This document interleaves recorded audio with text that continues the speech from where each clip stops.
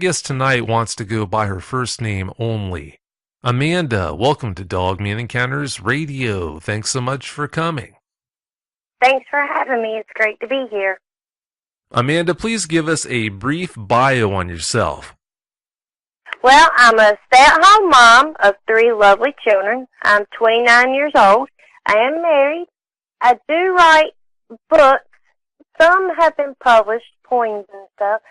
But really, I just like going outdoors, taking photos, and living the outdoor life. Sounds like a good life to me. You told me in the pre-interview about a book you want to write about dogmen. What can you tell us about that book? Well, honestly, it's not going to be about any encounters that people have had. It's going to be more of accurate research, if there actually is accurate research. I don't want to make it a hearsay book.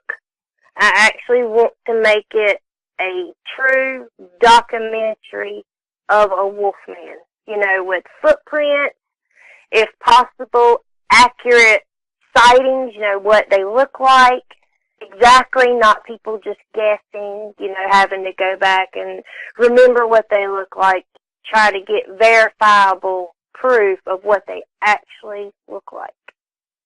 If I can help in any way, please do let me know, because I'd be glad to. Okay, great. Thank you. Oh, you're welcome. One thing we've been talking about, we've had a couple of, I guess, what you could consider to be pre-interviews. One thing that's become pretty clear is how rattled you still are at this point as a result of having that encounter that you had that one night. Mm-hmm. What can you tell us about what it's like to deal with having an encounter like that? Whether we're talking about maybe the week after you have that encounter compared to years later. Well, honestly, Vic, till this day, I still keep my curtains completely closed at night. And I do not go outside by myself at nighttime unless I have to. Even then, I am very nervous. But I'm always wondering if there's somebody watching me. And not human either. So that's kind of the feeling that I still have to this day. Yeah, life can be enough of a challenge without having to worry about things like that. When you're walking down the street at night, even if it's a person that's watching you with ill intent, that can be bad enough. But when you know things like dogmen are out there and you're worried about them coming into the picture, that just makes it that much worse. Before we got started with this interview, you told me about how uncomfortable these thoughts are making you, and that's totally understandable. Let's face the facts here. You're talking about something that happened to you that's the most traumatic thing that ever has happened to you, and it's got to be the most traumatic thing that ever will happen to you.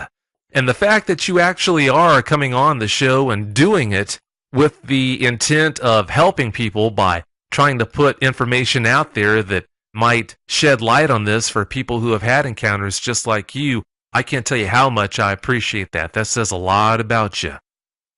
Well, Vic, these things are out there.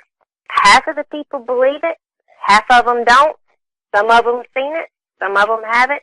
And people need to know and actually pay attention to what dangers or what animals are actually in the woods.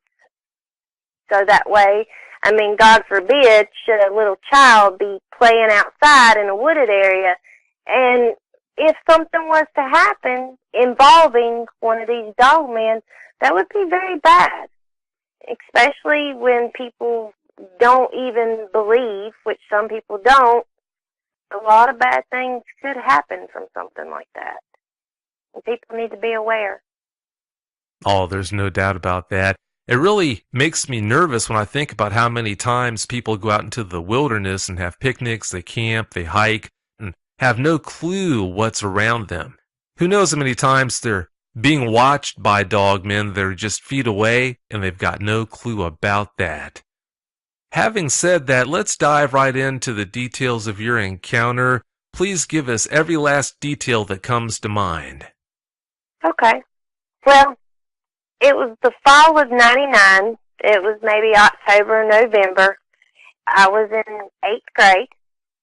It was real chilly that day.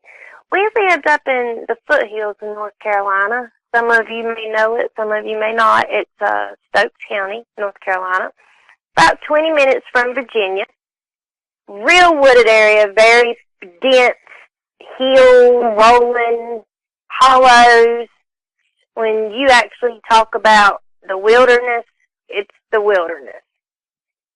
Got natural waterfalls and all kinds of things like that. My family, my grandparents, my mother and father, my uncle, we all lived on a family farm, basically.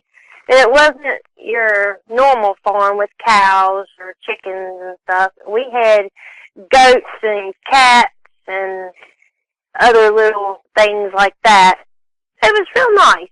Everything was real nice. It was calm.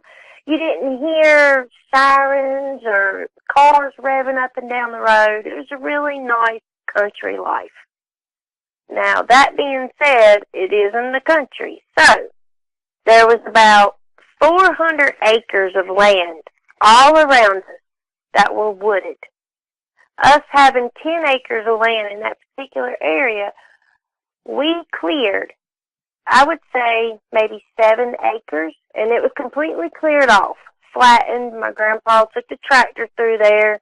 I took the four-wheeler. We pulled them trees out one by one, got them stumps up, and then everybody got their houses in there. So everything was flat, clear. The grass had finally grew back. It was green as it could be. It was beautiful. Well, keep in mind, obviously, there's 400 acres of wood, so there is a wood line, a very major wood line.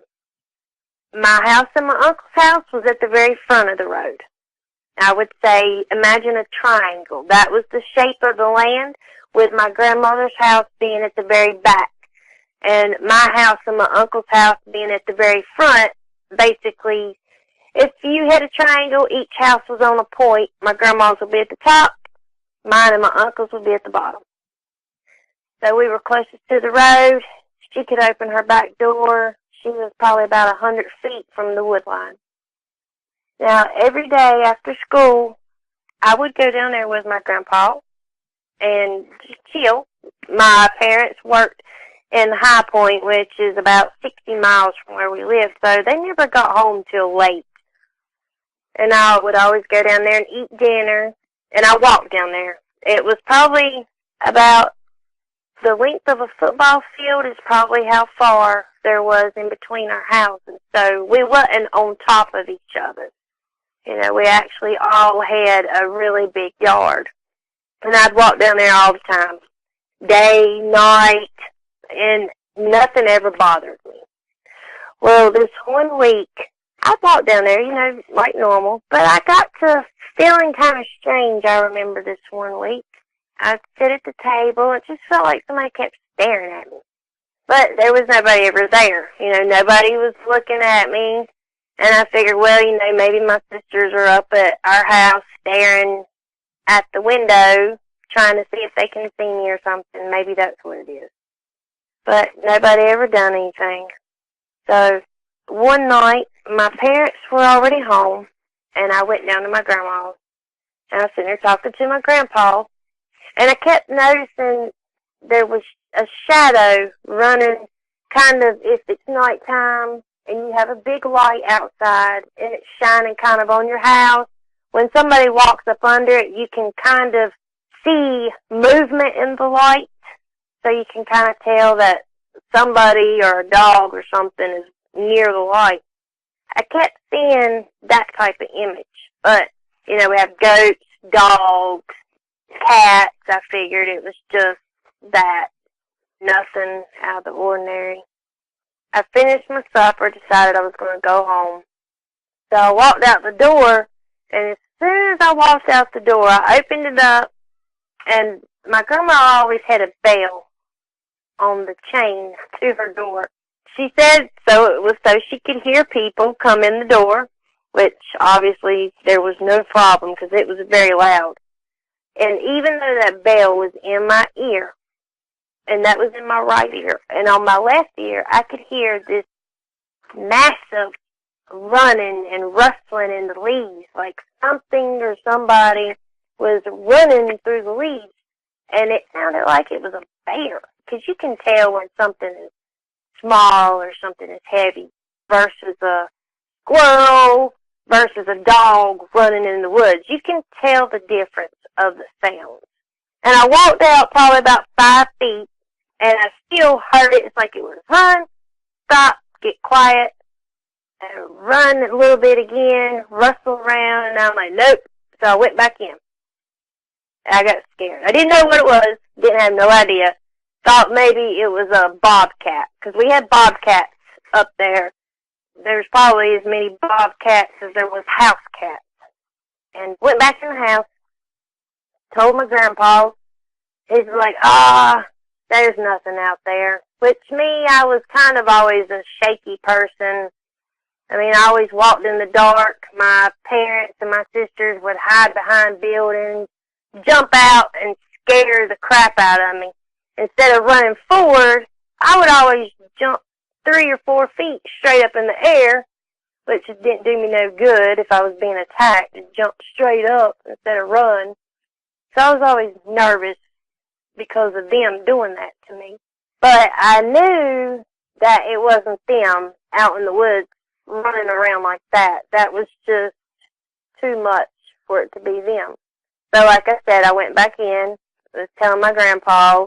He knew how it was. He knew what they were doing, and he's like, you know what? You want to go home? I'll walk out on the porch, watch you walk up, which he did that for me every now and then. I don't know if it was because I was nervous sometimes or if he just was watching over me to make sure something didn't happen. He did that a lot, actually, now that I think about it. I was a little nervous, so I sat down, and I stayed there for about another 30 minutes. Of course, it got later. It was already dark. It was October, November, so it was already getting dark at like 5:30, 6 o'clock. And this time it was about 8:30, 9 o'clock, so it was pitch black. I decided I was just going to go home again. So I told him, and he was like, okay, well, let's go. He always kept a shotgun in I guess it was a gun shelf type of rack. You see a lot of older people that have their gun in a rack that's on the wall, and he always kept it above the door. I never understood why, but I'm glad he did. I guess that's the best place to have it if you need it when you walk outside. You know, I opened the door and stood in the house for probably about 2 minutes to listen and see if I heard the rustling in the leaves again, because it wasn't that far from the house at all. I mean, it was not far. And my grandparents had a deck on the side of their house. I would always go out the side door. And their deck was probably, it was a really big deck. And the reason I tell you about this deck, you'll find out in a minute, but the deck was probably, I would say, about 20 feet wide and about 30 feet long. It was a really big deck, and we haven't yet put the guardrails up on it. You know, every deck now you have to have some type of railing on it. Well, we were still building it, so there wasn't no railings on it. It was just a perfect little deck with no railings and some steps off the side of the house.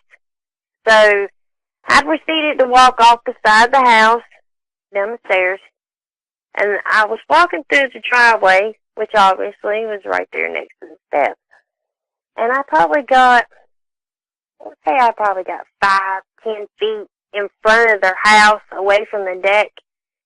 All of a sudden, there was this gut-wrenching, god-awful growl, roar. I don't really know how to explain it. It was just horrific, loud.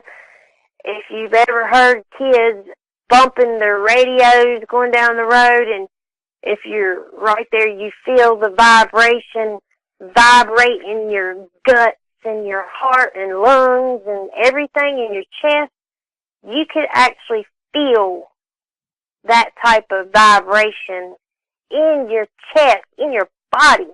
and it was just like, ugh, when it let out this horrific, I don't know if it was a growl or a roar.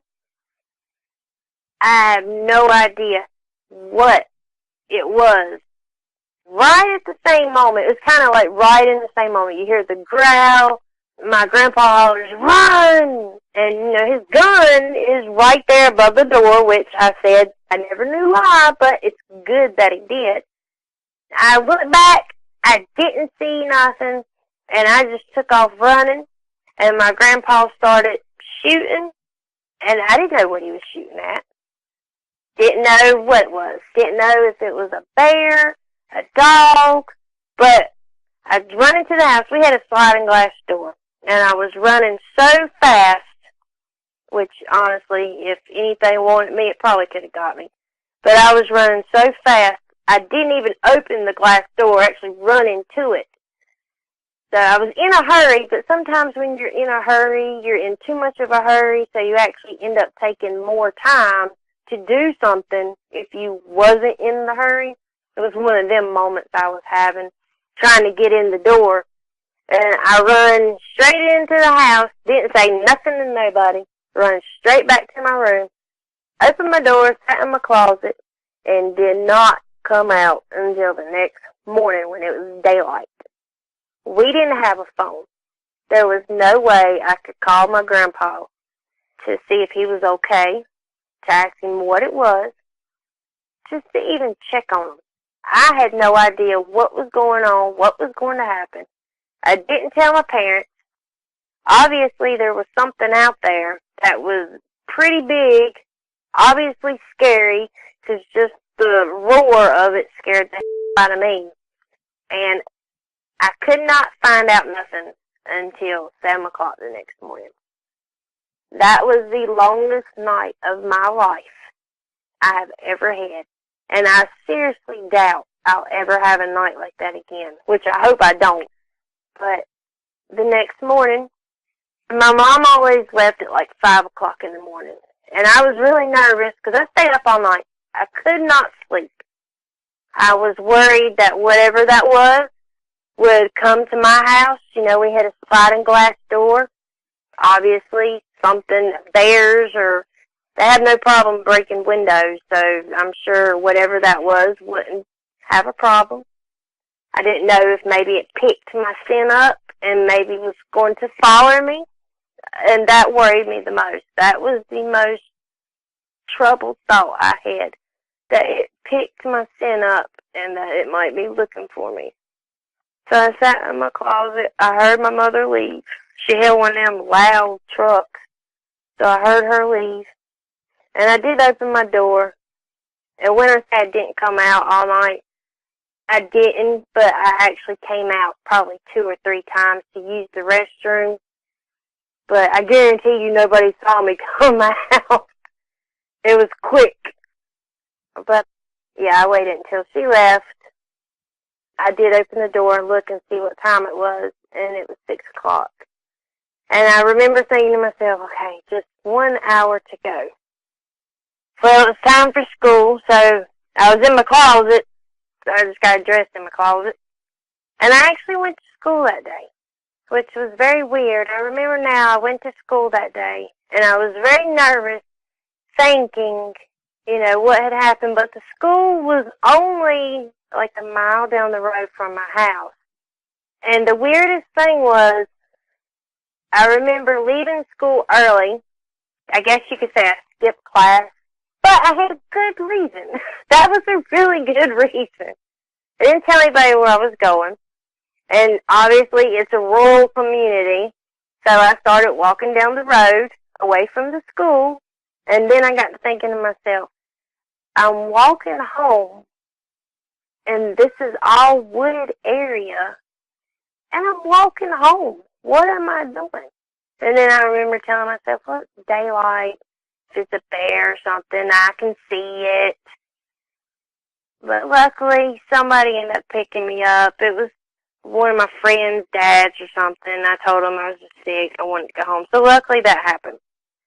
Well, I told them just to drop me off at the house, and they did. So I went in, threw my stuff down. I remember staring at my grandparents' house.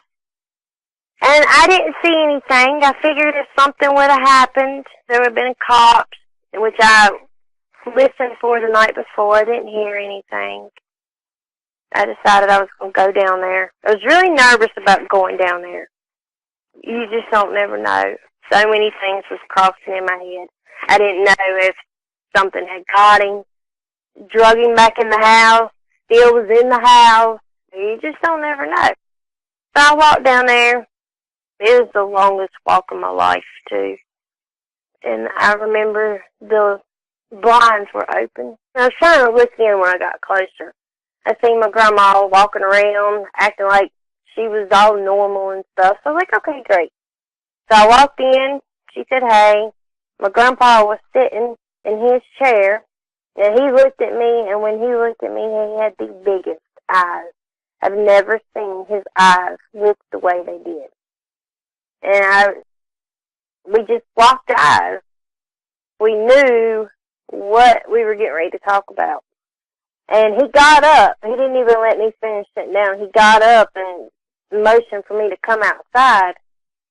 And it had been raining a couple of days before that. And in our yard, there was all grass except for right around the porch where we had just built. Obviously, we had to dig a bunch of holes to put the footings in. And it was all red mud, too. So it was really muddy. He took me out to the porch, and he showed me some footprints. Now, these footprints were really odd. I've never seen any footprints, and I'm not a footprint expert either.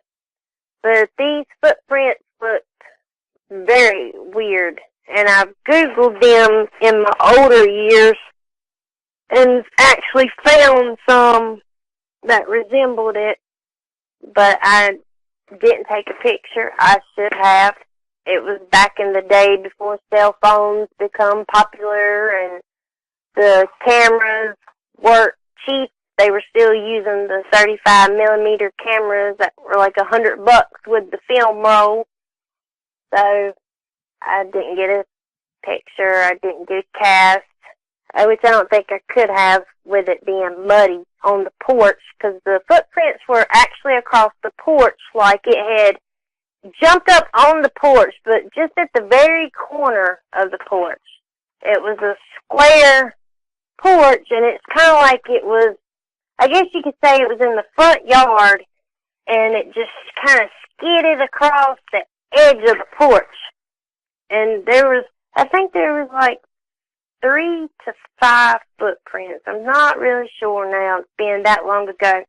But that's how I say when I guess it just kind of strided over the edge of the porch right quick, that it didn't. It wasn't just walking. And they were very odd.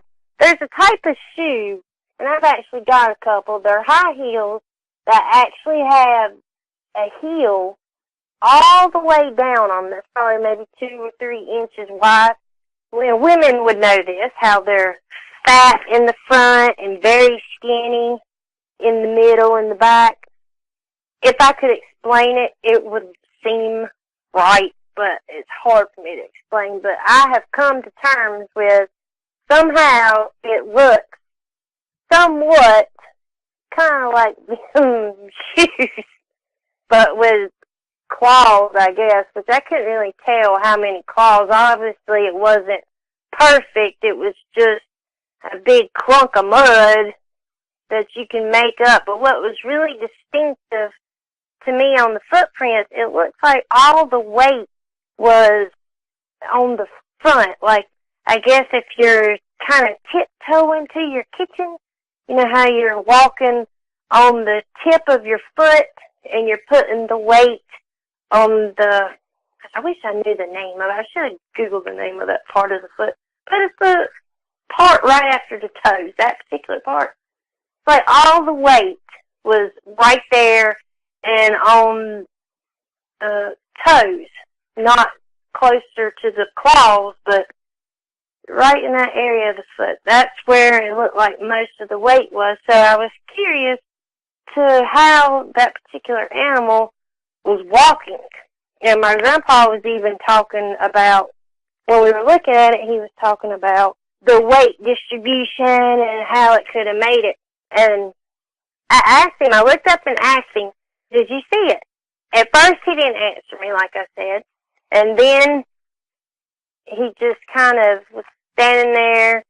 And I could tell by the way he was looking that he did, but he didn't really want to answer me. And I wasn't sure at first if it was because he was scared, he didn't believe it, he wasn't sure what it was he seen. I didn't know what was going through his head, honestly. I didn't ask. He just sit there and shook his head for a minute. I'm like, well, what was it? Was it a bear? And he's like, that's not a bear print.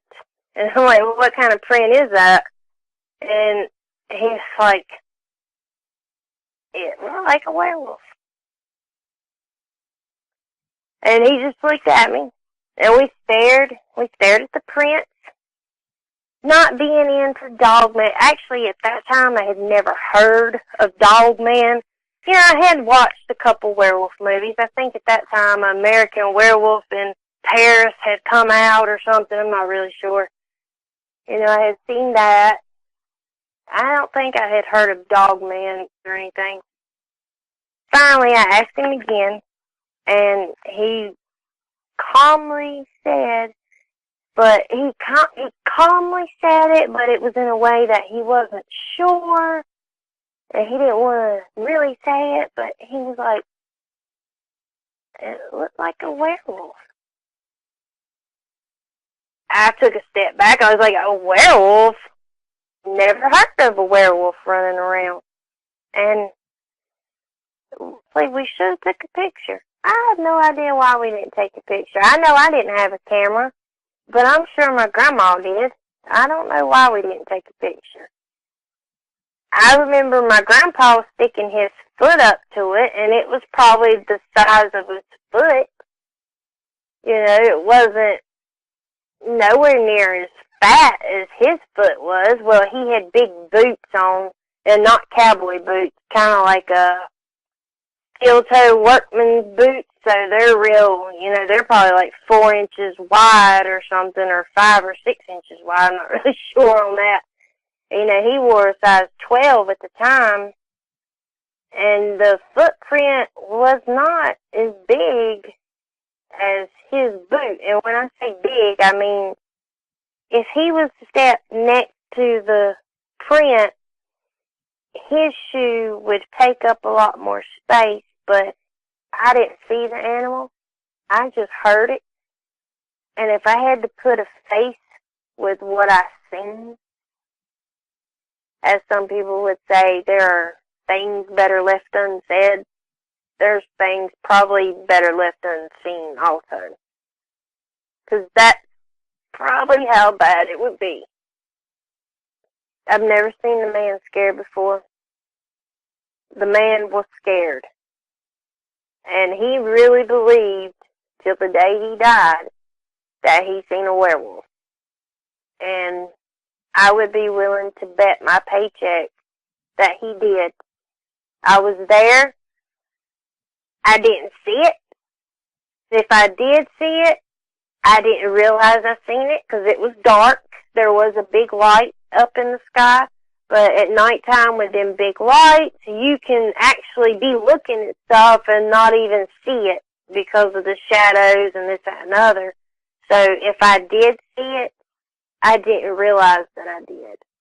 And I guess I'm kind of glad that I didn't. But, I mean, just this little experience has shaken me up to the point that I am. You can imagine how I would be if I actually saw it. The bad thing about the incident was we had goats, and we bred them, sold them. My grandpa neutered them, which was very odd, but he did. And we actually had 2 goats out on that night of the incident that we were going to sell the next day. I mean, it takes a little while to catch these little suckers. They were very friendly. You could pet them. But when they knew that you were going to get them out, they would run from you. And we had them in about an acre lot fence, so they had plenty of room to run. And there was the males that had the horns, the billy goats, and they would run into you and knock you down, and it was just a big hassle trying to get these goats out. So we got them out the night before, and honestly, during the whole ruckus that particular night, I didn't even think about the goats. And then I remembered when I was standing there looking at them footprints, I was like, where's the goats at? And he just looked at me like, yeah, you don't want to see them. And we walked around to the other side of the house. My grandpa had got one off of the chain. He was still working on the other one. The odd thing about the other one was it was pulled so tight. And I don't understand this, but the chain was pulled so tight into the woods, it looked like it broke its neck or suffocated it from its collar. And it was just weird because I would think something that sounded like that would have the strength to break a chain, but keep in mind this was an old man who had chains that was made back in the 1800s, and I'm not kidding when I say these chains weighed probably 100 pounds. So you can imagine how strong they would be, but I just don't understand why the chain didn't break, or maybe it didn't try to break it. I guess it was just eating dinner right there. But the other goat was completely gone. I mean, it was gone. There was nothing there. You seen a little bit of hair from, I guess, the goat ripped off of it or something, but it was completely gone. And that poor little goat, it was ripped all to pieces. His belly was ate out. His tongue was gone. It was horrible, and I felt so bad for it. And the other goats seemed very nervous. You can kind of tell when your animals are nervous around you. There was another goat out in the front yard, and he was still there. And he seemed very nervous. So I don't know if it was still in the area or still hanging around the house, but it had a perfect area to be in. I mean, there was hollows as soon as you walked in the wood line, you would walk directly into the beginning of a hollow. And what scares me the most is I used to walk back there all the time by myself, and I actually had a path. And these type of woods, I know it's kind of weird to think this, but these particular type of woods, they actually had natural paths cleared out. It didn't have a lot of underbrush. It was more trees and stuff. So there wasn't a lot of game trails made because you didn't need them, because you could just run freely through this area. It was very thick. I mean, it was very thick. You could probably be in a helicopter looking down and you wouldn't be able to see through the trees to the ground. But when you were on the ground, you could run freely because there was no underbrush. It was all canopy, which I guess it would make it ideal. Now, as far as down in the hollows, that was a totally different story right there.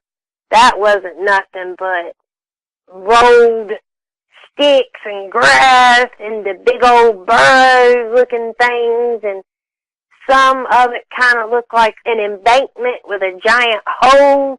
Now that I think about it, something could have lived in it, but I don't know what. I used to walk back there all the time. Never thought of anything sounding like that. And I've never seen one. I have Googled them recently, but I don't know what's real and what's not real. But I don't think I would want to go back out there after hearing that. And honestly, if it wanted to kill me, it could have killed me, because I don't run that fast. I might have thought I was running fast, but I wasn't. And the fact that I got stuck with the door probably about 30 seconds, it could have had me. And, I had to run probably, obviously, the distance was about a football field. So I got kind of tired, so I was not running fast the whole time. And yeah, I did glance behind me once or twice to make sure nothing was chasing me, and nothing was, but I didn't know that. You know, it could have been jumping around on the top of houses or buildings or whatever. I didn't know. I was worried. I know this might sound crazy, but they say bears have the best smell in the world, and my closet was actually on an outside wall, and if it wanted to, it could probably just stuff its hands right through the vinyl side and grab me. That did cross my mind. I was having a bunch of crazy thoughts that night. Some that might not make sense to other people, but that's just how unnerving that situation was for me at that particular time. It's still very scary. I mean, obviously, when I'm in my zone and somebody knocks on the door or even walks by the window, like if the kids are outside and I'm just in my own little zone and I see something walk by, I'm jumpy. I'm just really jumpy now. After what you went through that night, I don't think anyone could blame you for being jumpy and having a hard time dealing with it. In movies like Jaws, for a long period of the film, they never did show the shark. And because of that, a lot of people say that made the movie even more unnerving. Sometimes when you don't see what's coming after you, it can be a little more unnerving than seeing what's coming after you. I wonder if it would have gone better for you as far as dealing with this encounter if you would have seen the dog man. I honestly am glad that you didn't, but I still wonder if that would have changed anything. But having said that, Amanda, let's talk about these after effects that you've had to deal with. What's been the worst aspect of trying to get over that encounter? Really not having anybody to talk to about it. And I would have my days where I would think about it and it would make me uneasy. My husband, I guess he can, obviously when you're with somebody and you see the change in their mood and the way they look, you can notice if something's wrong or if something's not wrong.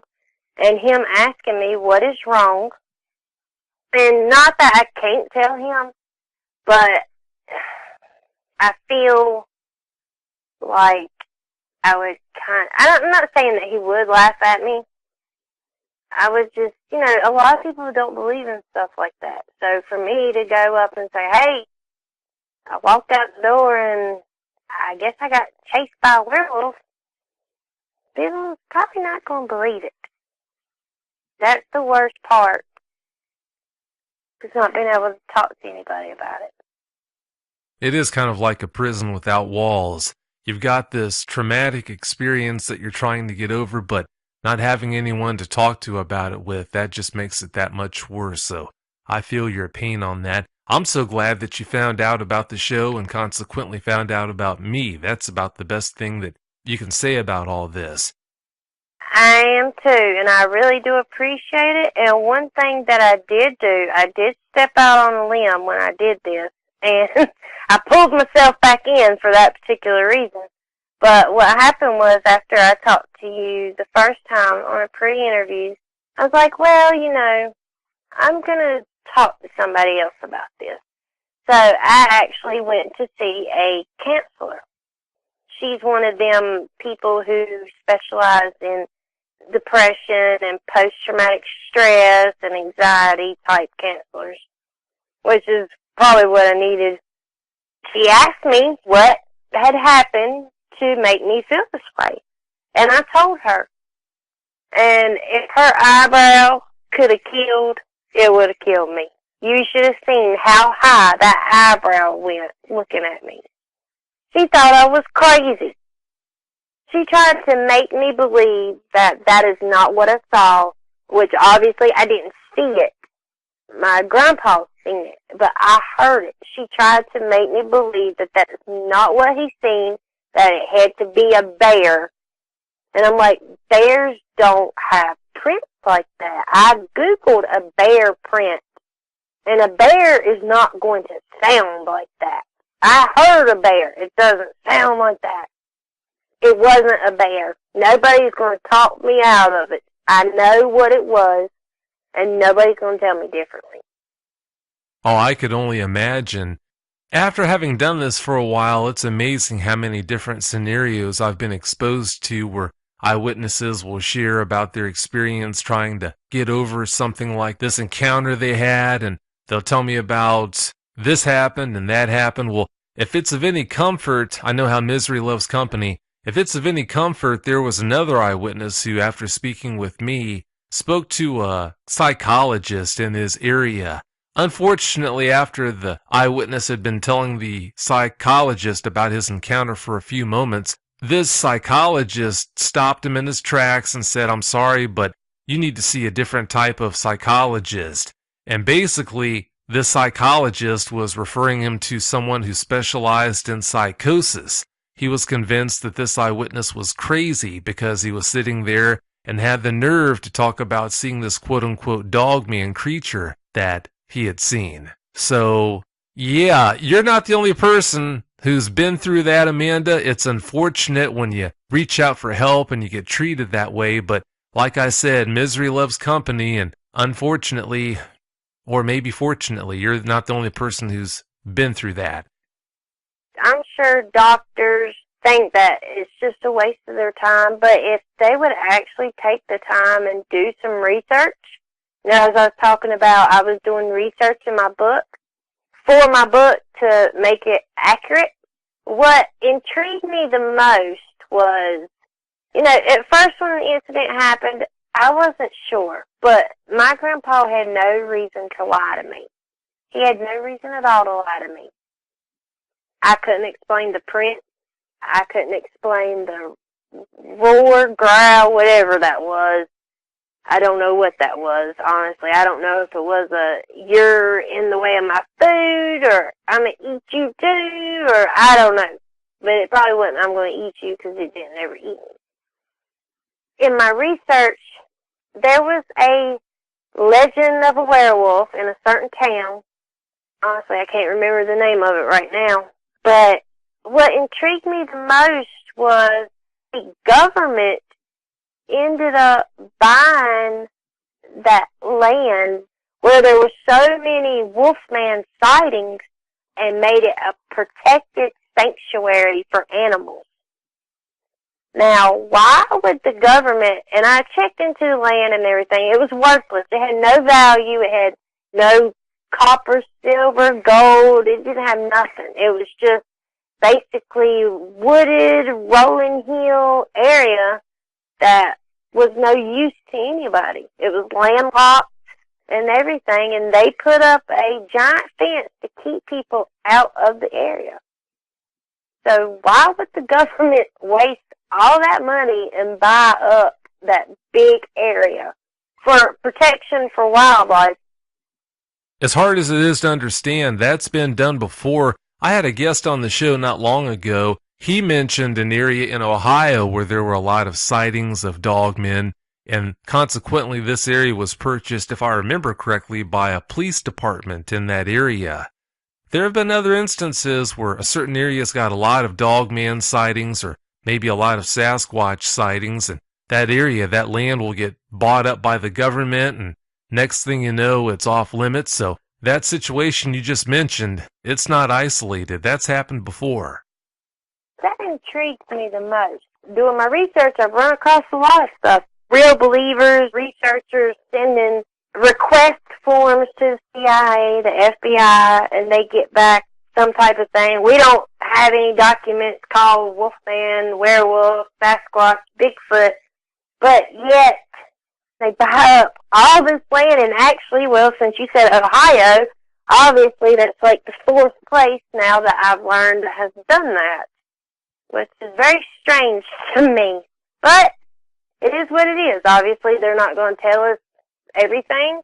I think if people can't believe other people, then they should do some research and check out particular things before they rule somebody's being crazy. Obviously, that person is not crazy. He's seen something, whether it was a wolf man or not, whether mine was a wolf man or not. There was something there that was not a known creature. After you had that encounter, when you were walking around the property or walking around the area, did you ever have anything strange happen to you that might have pointed towards it being around again, other than the fact that you mentioned that the goats were acting strange for some time after the encounter? Well, I did notice, and I didn't notice it before the encounter, but the second day after the encounter, I noticed that the woods were dead silent. I know it was a little chilly, but honestly, it wasn't normal that the woods were that quiet. I mean, usually you would hear squirrels rustling around in the leaves or something going on, but it was just an eerie, dead feeling, like everything was scared or dead and gone. Everything was just gone. Any type of wildlife that was there, and there was plenty squirrels, chipmunks, birds. You can hear birds chirping all the time.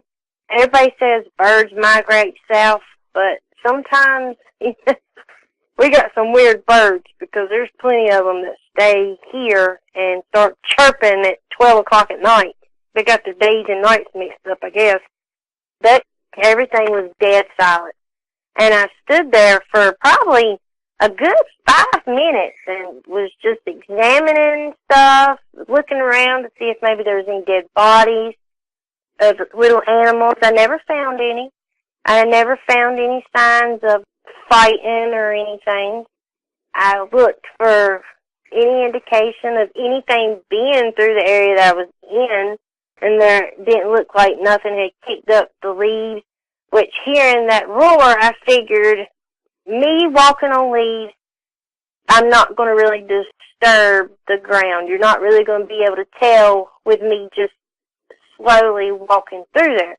Now, if I was running, like running for my life or running and kicking at the leaves and stuff, yeah, you would be able to tell I've been through there, but you couldn't tell the way that I was walking.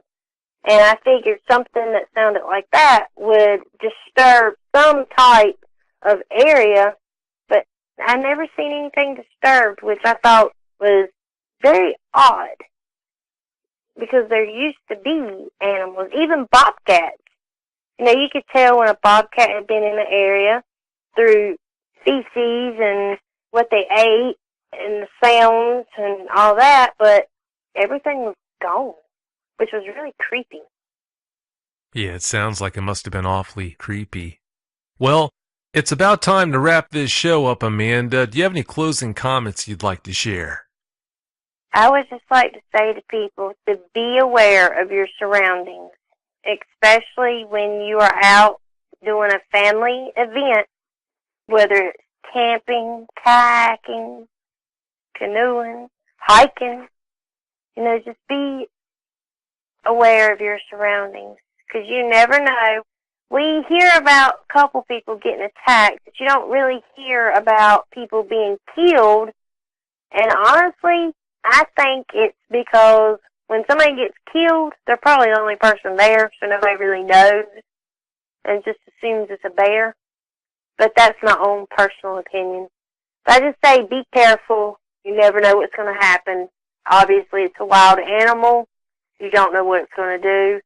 And just try to watch out, especially for your children. And just mainly be aware of what's out there.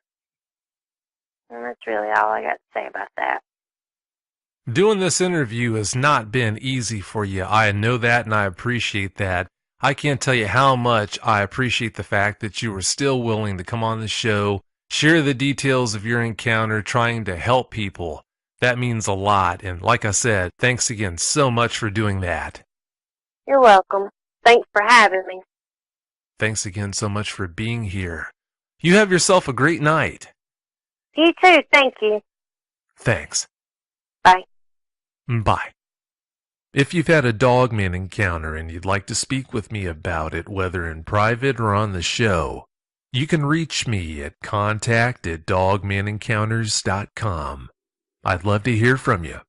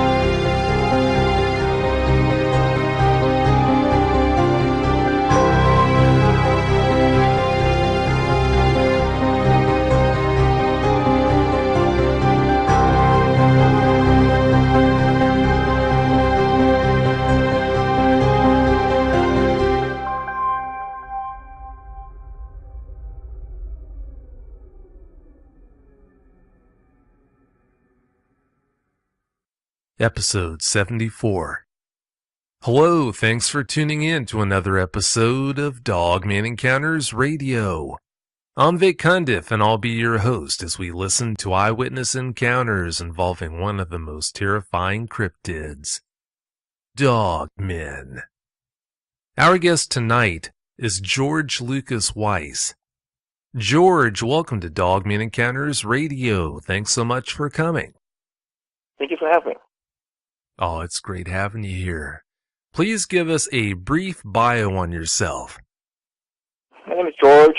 I'm originally from Brazil. I'm 31 years old, and I'm living here in Maryland for 3 years now. That had to be one heck of a culture shock. I can't even imagine. Yeah, but it's been great. Well, that's good news then. George, you told me in the pre-interview about all the legends that persist around Brazil about werewolves. Do you think the legends really are talking about encounters people have had with dogmen? What's your take on that? Possibly, but it's hard to really tell because of how religion is tied up with legends in Brazil. It's one of the most Catholic countries out there. It's basically around 80% of the population is Catholic, so a bunch of legends. At my part, I truly believe that if there's a creature out there, there's way too many eyewitnesses and evidence to not believe in that. You know what they say, where there's smoke, there's usually fire. With all the legends that you were telling me about that are coming from that area, it sure does make you wonder. As far as the legends go, there are various names that you're telling me about various kinds of werewolves that are supposed to have lived in that area and to this day supposedly still do. The first one that comes to mind I was hoping you could tell us about is, I think it's pronounced the Luisal? Yes, that was he's a kind of a native of the Indians. They're called the Guarani. Most of our legends that we have today come from them.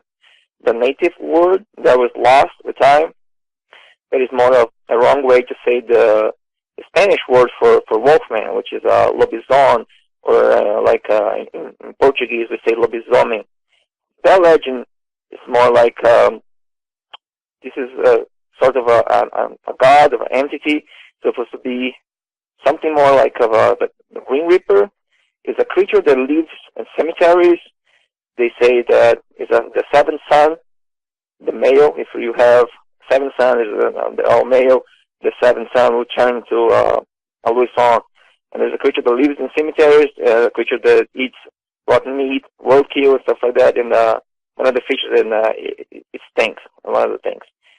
That's basically the legend that the natives have. As far as it goes as to how it looks, it's not like the description of the Wolfman.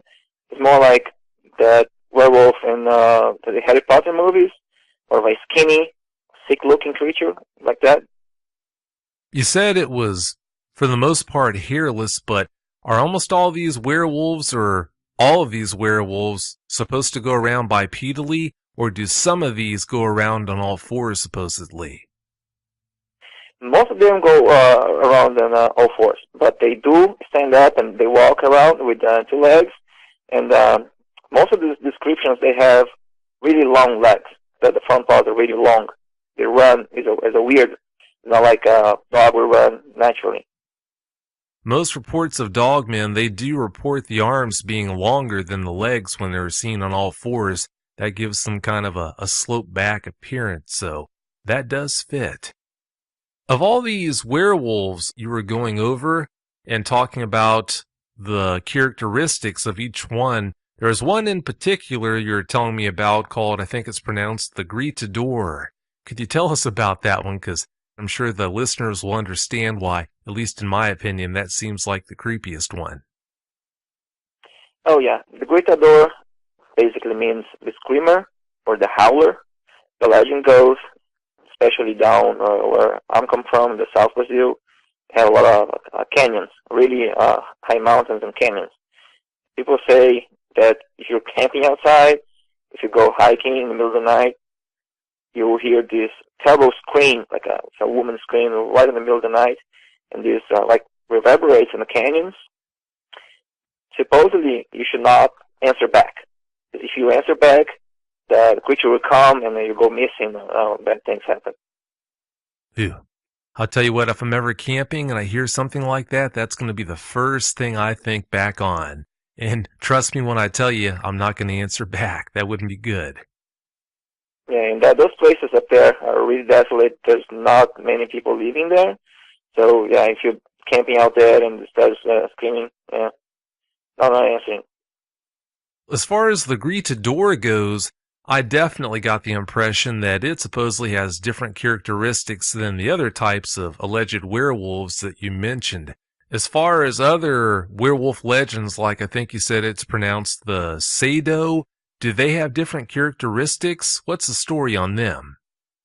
One of the legends we have, the werewolf, is that, like I said, the Louison is more the indigenous part, but that part of the sons persists in most of our legends. So it says that the seventh son of a family, the seven men, will turn into a werewolf.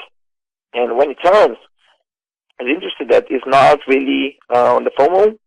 It's more like on a new moon, they say. And the person has to run either 7 churches in the city, or run around the city on the 7 corners, or run through 7 cemeteries, graveyards in the city. And that's called a fado, which means in English more like a burden. It's like a cursed person, in air quotes, have to perform every night as he transforms. And it's always like a pack of dogs running around it, because it says that dogs really don't like this creature. It'd be easy to pass all these legends off as being tall tales, but considering the fact that you had your own encounter, when you think about the details of that encounter, sure makes it pretty hard to think of it that way. Having said all that, let's get right into the details of your encounter.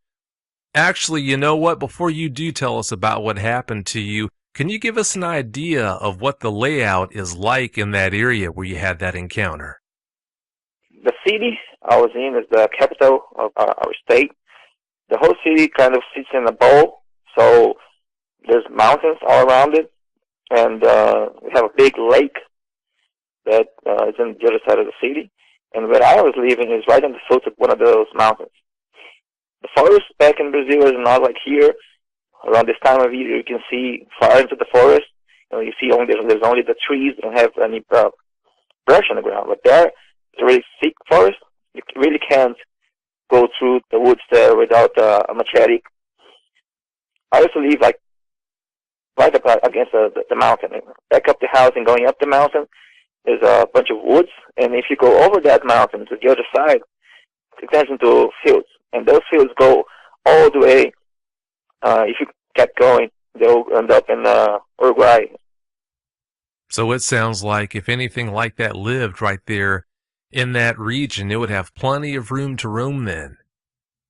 Yeah, there's open fields and hills up and down with really not many people living there because one of the main economies of the state used to be cattle.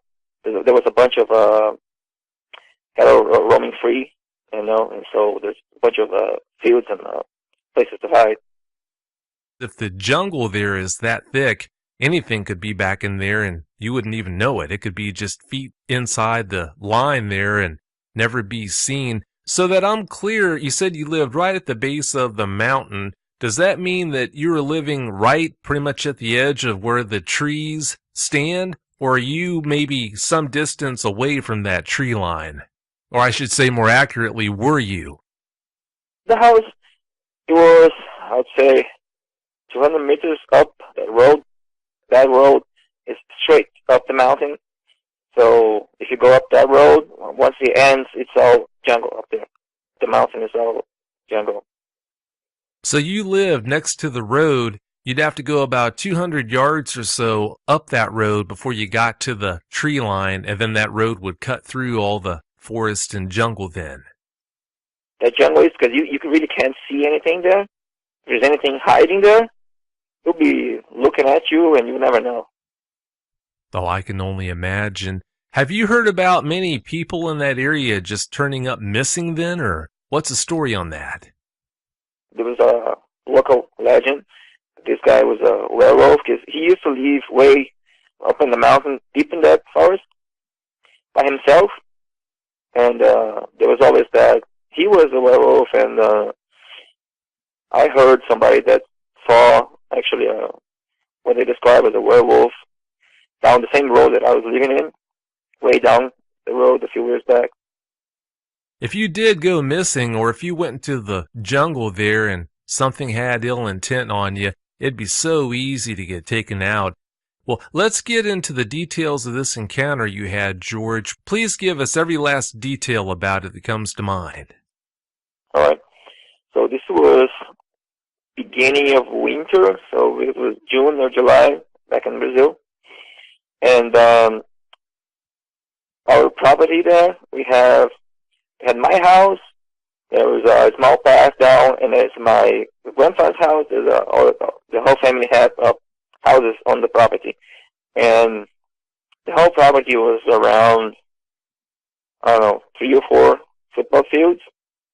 If you go all the way down there, there was a street, and there's the other street going right in front of my house. They two meet all the way down there. This was around 3 a.m. It was just me and my brother at home. My mom had gone down to take care of my grandmother. She was sick. My brother was sleeping in his room, which is in the back of the house. I was in the living room watching movies, and I heard all the way down there in the village, the dogs went crazy. I didn't think much of it because there's a lot of stray dogs out there. Sometimes when the female is not ready to reproduce, she goes around and there's like 20 dogs just following her everywhere, barking and everything. But you could clearly hear that the sound was coming my direction, like there was something walking in the street, and the dog, as it passed in front of the houses, the dogs were trying to attack it. So a few minutes later, I heard somebody walking in the path between the both houses, and at first I thought it was someone that was trying to break into the house. That was unfortunately wasn't that difficult to happen. And my first reaction was stop and listen, because it was bipedal. It was somebody walking in 2 feet. Outside is hard-packed earth, but there's a little bit of gravel on top of it. So you can clearly hear anyone walking anywhere around the house. So I could hear those steps coming up the path on the side of the house and stopping right in front of the door. Because our house, there was two doors. There was a door in the living room, and I was sitting facing the door, and then looking to my right, there was the kitchen door. The house was set on the slope, so the right side of the house where the kitchen is and the living room, where the bedroom where my brother was living, stood high up on the ground. Like my brother's bedroom window, it was much higher than me. I'm 6'2", and the kitchen door was high on the ground too. So if I'm standing outside down there, the kitchen door, the bottom of the kitchen door is the same height as my head. So we have a little land right outside the kitchen door and a few steps going down. So what I thought was a person at the time stopped right in front of the door.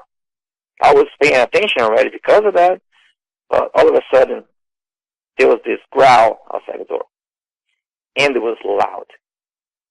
I was looking to YouTube, trying to find anything that come close, and as much as I can explain, it sounded like a wolf, angry wolf. It didn't bark anything. I can say it wasn't no dog, because the sound was coming from the height of the door. I could tell the sound was coming higher from the ground. Like it had to be taller than me. The sound was coming like in the middle of the door, so I'm 6'2". That thing had to be 7 foot at least. And the ground was thick. It's like I said, it sounded like a wolf mixed with the deep growl of a lion right in the back of the throat. And it didn't bark once. It was just doing like a wolf does, like. And he woke up my brother. He was sleeping in the back room, and he woke up with that. And at that time, I was standing up in the living room, and I don't know what thing. I had no idea what it was. I was 100% sure that wasn't a dog. It was just standing there. It kept growling. It kept growling. And at one point, I could tell he turned the head towards the door because of the way the sound was coming. It get loud.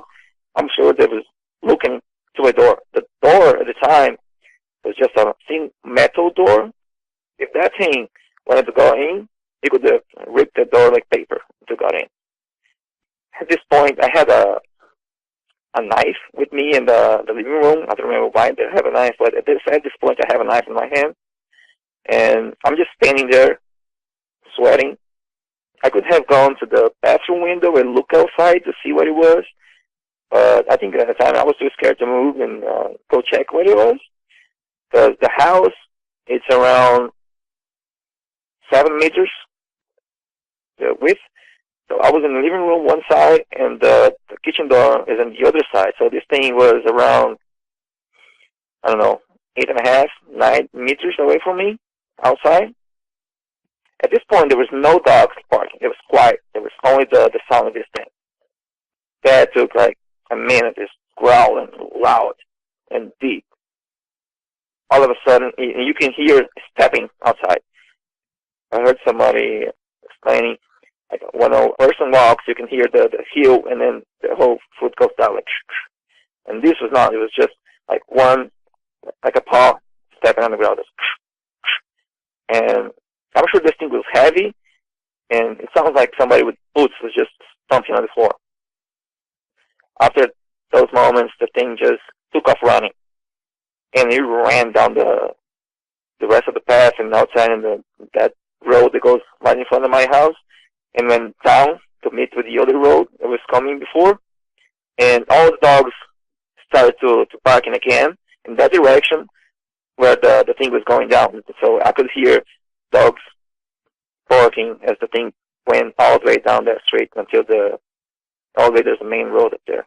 And I went to my father's bedroom, and he was stiff in bed. He was awake. I asked him, "Did you hear that?" He said, "Yeah." That woke me up. But the growl was so loud, it woke him up in his bedroom, which is in the back of the house. That was that. Ew. Let me guess, you didn't get any sleep that night. Oh, no. Yeah, I can't say I'll blame you. We were alone in the house, so no. I can't see how you could have gotten any sleep after something like that. How close are your neighbors' houses? Or you don't live there anymore. How close were your neighbors' houses to you? My grandmother's house is just outside. The path is between my house and their house. So the path from what I was, like I said, the thing must have been like 9 meters away from me. The other house, it's down like 50 meters down between one house and the other. So there's a good path between them two.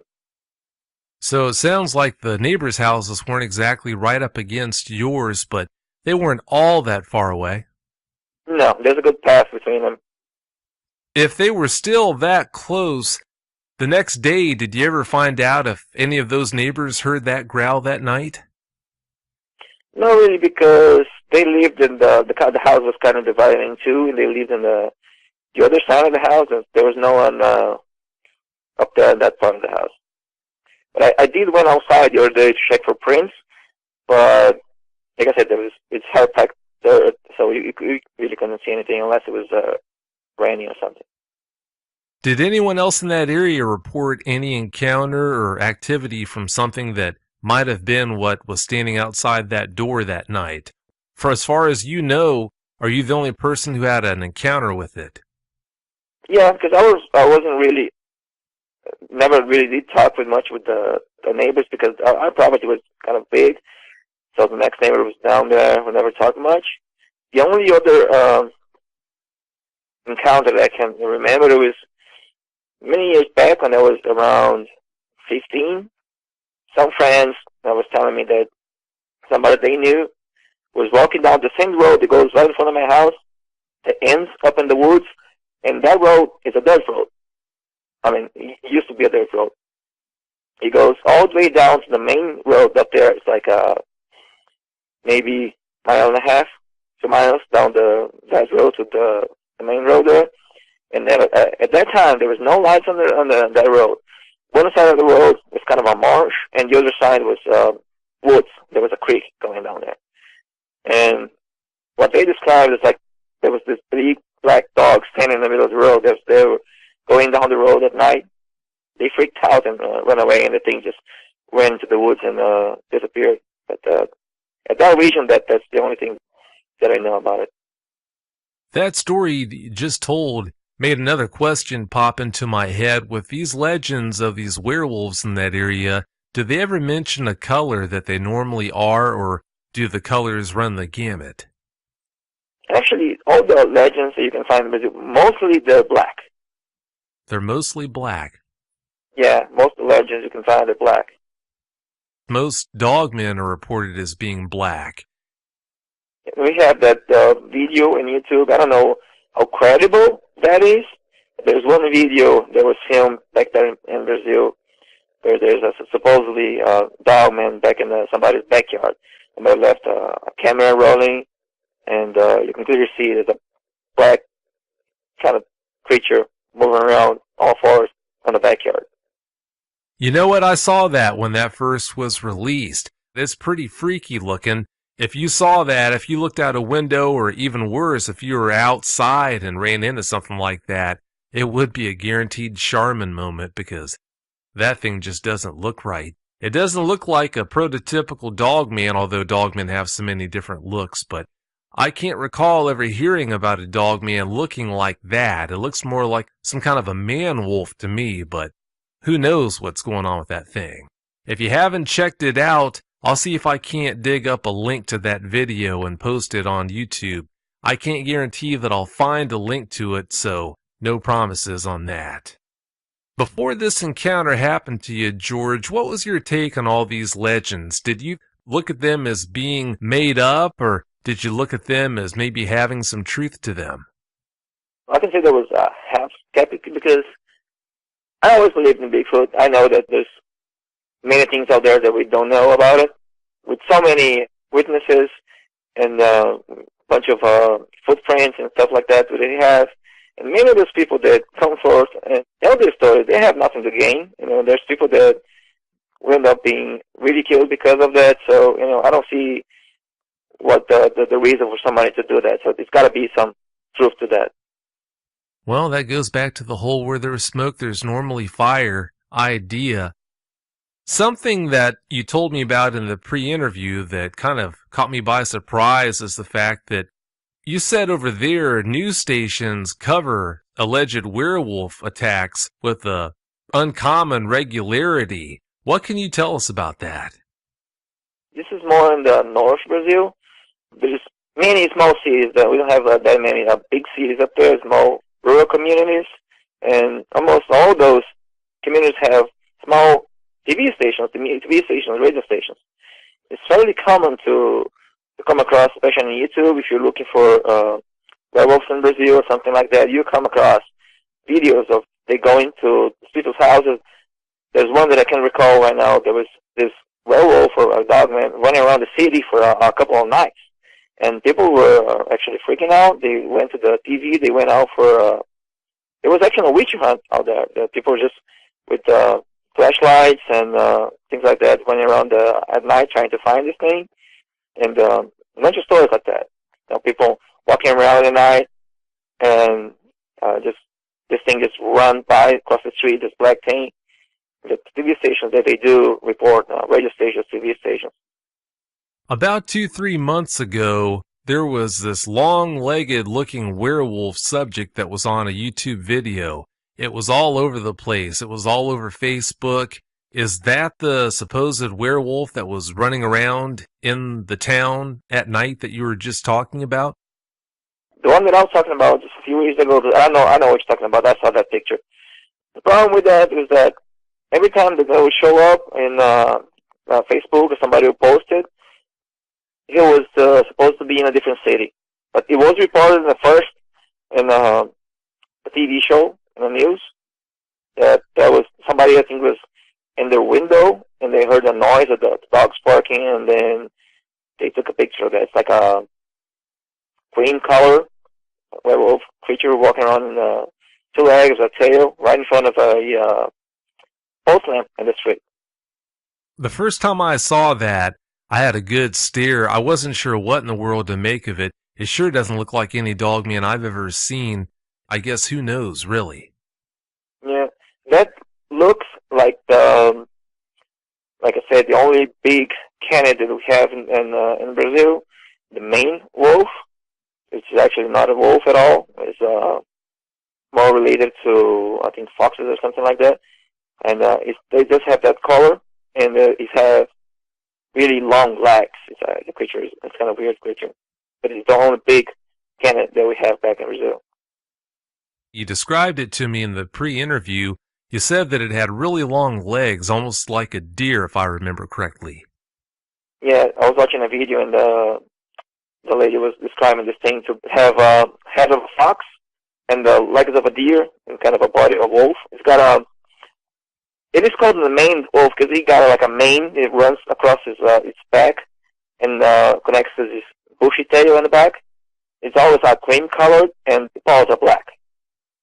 Doesn't sound like anything I'd want to run into out in the bush, but I guess once I have a look at it, I'll have a better idea on that. In the pre-interview, George, you were telling me about how your grandmother and a friend's grandfather would tell you about werewolves, stories about them. Can you share any of those stories with us? My grandma, she was part native, so she used to make natural medicine for people and things like that. She was there's people go to there for that, and she had a bunch of supernatural stories, ghosts and stuff like that. And one of my favorites always was this about a werewolf that she encountered. When she was a young girl, she used to live and work in this family's house. As she was telling me, the man in the house had a really weird behavior. Full moon night or something like that, he would just go out and didn't come back until morning or something like that. And she was aware of the legend, and she was concerned. So one night, it was full moon, the guy went out, and she was cooking. And the house was made of, it's all planks of wood, so it had this big gaps between the wood, so you could see outside. And she was cooking there, and she heard the dogs barking and things like that, and she heard the howl outside. So she picked through the woods in the house, and she saw a red eye looking at her. Well, she said she poked it with whatever she had in her hand. She poked it in the eye, and this thing went crazy and then ran, and the dog was running after it. And after that day, she packed up her stuff and she left the house. Yeah, I can't say I'll blame her for leaving the house when you see something like that. Yeah, and my friend's grandfather, she was telling me this, that he had twin brother, and they were about, I think, 22 years old, so it was quite some time ago. And they used to live on, again, a rural community, and they went to a party at night, and they had horses. So they had to go over this bridge. So when they went, everything was fine. They went, and there was late at night. They were coming back. As they go and get close to the bridge, the horses just stop, and they don't want to go over the bridge. No way. So they jump out of the horses and try to pull the horses to go through the over the bridge. And the horses just took off. They didn't want to go over the bridge. No way. So they had nothing to do. They had to walk home. As they tried to cross the bridge, this huge black dog with red eyes just walked from under the bridge in front of them. And I don't think he saw them, but he went down the path, and they kind of followed for a bit. And then when he turned around, they saw the red eyes. They ran. And I think she was telling me that this happened more than once on that spot, that bridge. Another thing that my grandmother used to say is where she lived in a mountain. There was this road that goes through this small neighborhood down there up the mountain. And there was this point in the road. There's this huge tree, let's say. The tree is still there. And there was a creature that would stand there at night.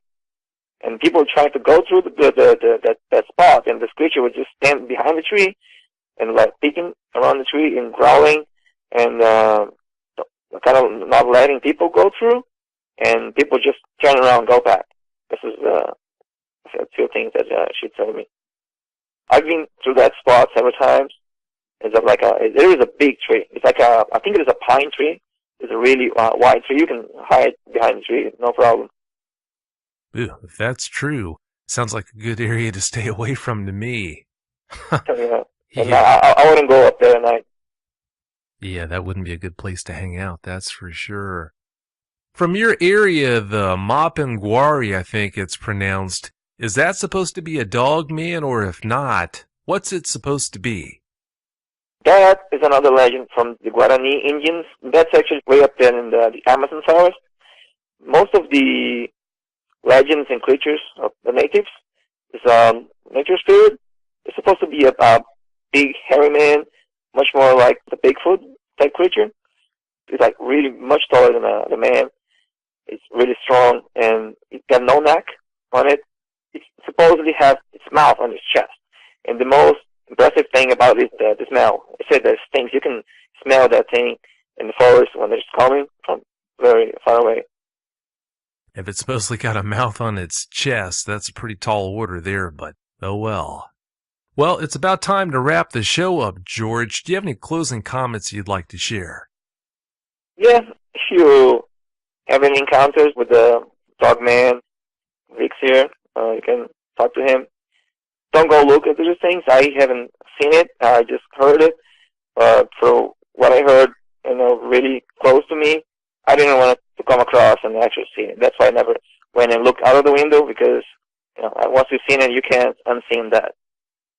Isn't that the truth? I know you were curious that night, but I'm so glad fear kept you from looking out that window. If you would have looked out that window and seen one of these things, I'm sure your life would be a lot different now than it currently is, so thank goodness for that.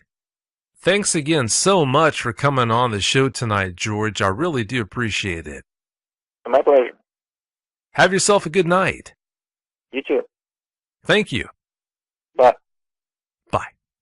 If you've had a dogman encounter and you'd like to speak with me about it, whether in private or on the show, you can reach me at contact@dogmanencounters.com. I'd love to hear from you.